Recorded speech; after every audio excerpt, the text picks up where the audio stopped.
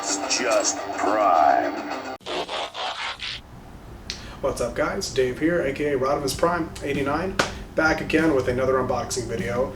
Today we're looking at another Transformers Legacy figure, and today we're going to be focusing on Blaster. So, pretty cool figure, looks pretty cool anyway, great character. I believe he showed up around Season 2 of the original G1 series, I could be wrong, but he was there. Certainly the 86 Transformers the movie, he was a part of that crew. I want to say he was in Seasons 3 or 4 of the animated series, I could be wrong though. I think he was though, I feel like he was. But basically he is the antithesis of Soundwave, basically. He's an Autobot, of course, but he's built very similar to Soundwave, except instead of being a cassette tape recorder, he is a boombox. And what is more 80s than a fucking boombox? And I love it. I am here for it. So, cool figure. Pretty straightforward. Doesn't look like he has a whole lot of steps. I imagine he's going to have a similar transformation to Soundwave. So we'll take a look. But again, it's a legacy figure. This particular one did not come with any plastic there. I don't know if that's typical for a lot of the figures. I've seen a couple in stores like that. Not sure the reason for that. I don't know why Hasbro just skimp on the plastic for these guys, but whatever. No blister packaging on this one, much like the Galvatron that I got. No blister pack for that, but that's okay. On the cover, of course, you see the Legacy logo, and we do see his alternate mode is the boombox. And on the side here, we do see pictures of his robot mode. And then we do see the Autobot artwork for the Legacy line. I know when he went to Galvatron, his artwork had Decepticons on it. So this is the Autobot artwork. Now on the back we have his robot mode, his alternate mode, and then we do have his little cassette tape guy. Eject. Wow, that's original. Right there with him. And he is in the picture being ejected. Alright. Let's go ahead and take a closer look. This is a Voyager class figure, so it's going to be around the same size as Rhinox, Optimus Primal, one of those guys. So not quite a leader class, but not a little guy either. Not a deluxe, not a core. So good mid-range size there. Instructions, of course. Hoping it's going to be pretty simple like Soundwave. Nothing else in the box here. Go ahead and get this off to the side. I guess I can keep it up here for now, along with the instructions. There he is. And give me just a moment. I will get him out of his little cardboard prison here. And here he is. Blaster. Nice, straightforward figure. Something I am noticing with some of these figures I've been looking at a little more lately. The joints are a little tighter, and I'm cool with that. Doesn't feel like the sturdiest, but certainly not a cheap figure. Doesn't feel like the cheapest plastic, at least. So joints move good and everything. Figure looks great. It's a simple concept as far as like the design, the color scheme for this character, but yep, it's perfect. It's very screen accurate here. That's kind of cool. Yeah, not a lot of baggage to this guy. He has the one weapon, hard plastic, not flimsy. Just another chance to point out that McFarlane Toys, their weapons are kind of cheap and flimsy, and I don't care for them. So I think this is how weapons for figures should be built. Yeah, just big and sturdy and not cheap. We got his little guy eject here, blue transparent plastic. Simple but kind of cool. I actually dig the blue transparent plastic. That's actually really cool. But I don't imagine I'm going to have this guy transform very much. I am probably just going to keep him just locked up in here. So I'm going to do that right. There it is. Yeah, whatever. Pretty cool looking figure though. So yeah, we'll go ahead and take a closer look at his articulation, get a closer look at the details, the color and head sculpt, of course, because it is a Rodimus Prime 89 video, and then I will take a look at his alternate mode. Okay, closer look at Blaster here. First thing I will point out, because it's a Rodimus Prime video, let's look at that head sculpt. It's pretty simple. It's effective, it looks good. There's nothing terribly complicated about it. You see the detail on his chin there, you see the blue in his eyes, pretty cool. details on his helmet there. He does do the Exorcist 360.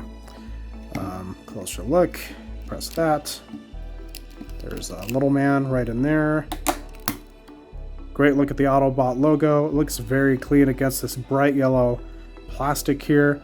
It's a little hard to tell just due to the lighting right now, but let's see. That is actually a blue plastic that is transparent. Again, kind of hard to see right now. It's a little darker here. Cool details on the body. Pretty straightforward here. This is kind of cool. I noticed you can flip these around. I'm sure that's for a part of his little transformation there. Yep. Yeah, just a pretty straightforward plastic.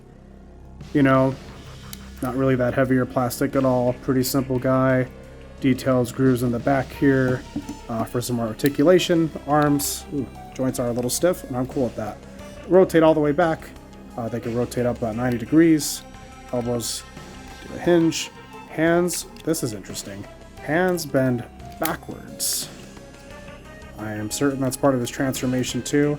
They do not bend, they bend a little inside, but not all the way in. This is kind of cool. I saw his little finger here, so I wonder for people who like to pose their figures, you know, you can kind of get a picture of him there, like pressing and then ejecting.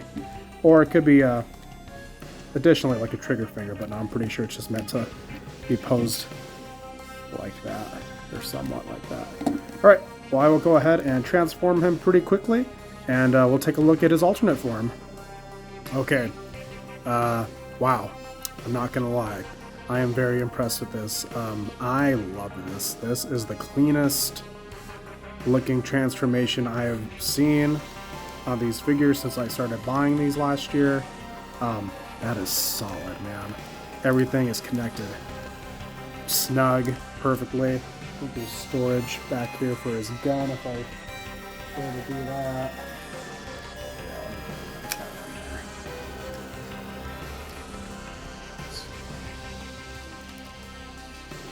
Boom. Perfect storage. It's hidden. But this is, everything fits the way it should. Everything clicks into place pretty well. You see the details here of the stereo. Yep, you got the speakers right there. That handle, that is like put together well. It's solid. You can carry that. I am very impressed with this. It's so simple, I know, but like, huge peeve of mine, huge pet peeve of mine with these Transformer figures. Joints aren't snapping into place, you're not clicking in, there's like loose connections. That is absolutely not the case with this blaster. He looks incredible. It's so well put together, it's simple, everything snaps. It's simple enough, but it's great. Got this little dipshit right here, and look at that. Pretty sweet. Simple transformation, like, I don't know, 16 steps or something, nothing terribly complicated. But I love it. So, and I guess real quick, I'll just show you this little guy. So focus on him here. Eject, I think is his name. Very original. Why not? Got his little legs there, I'm pretty sure. Didn't even bother looking at the manual, but it looks pretty simple. I am pretty sure that's like, let's see. I think that's all it is. I think he's got a little, let me get his head popping out here. There's a little guy. Yeah. Not, you know, nothing terribly complicated. Super simple. His little friend there. All right, I'll go ahead and get him transformed back. Blaster, that is not this guy. I don't really give a shit. I'll get Blaster transformed back, and we will wrap this video up. All right, there he is, back from his alternate mode, back into his robot form. Gun in hand and eject inside, ready to pop out and join the fight at any point. Cool figure, straightforward, it's simple. I love it. Like I said, it's cartoon accurate. They didn't get too crazy with this, and they didn't need to. This is just perfect. The alternate mode is pretty great. Only thing I will say, I don't know if it's every Blaster figure, or just mine in particular, but this little door here has trouble staying shut, while eject is inside of him. Just kind of popped open there, and there was some issue keeping that shut. But not a big deal for me. I'm very happy with this figure. It kind of checks all the boxes for me. You know, it doesn't feel cheaply made. Joints are loose enough to maneuver, but tight enough that I'm not worried about it falling apart and being a cheap piece of junk.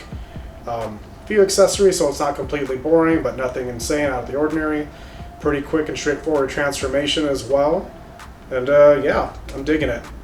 Great addition to my G1 collection.